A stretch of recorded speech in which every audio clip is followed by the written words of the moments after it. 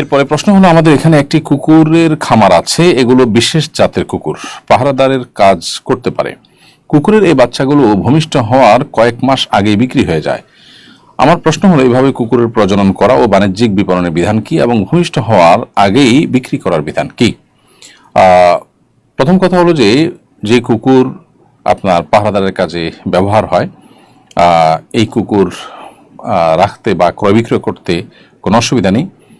অতএব এমনিতেই কুকুর প্রজনন এবং বিপণন এটি নাজায়েজ কোনো কাজ নয়।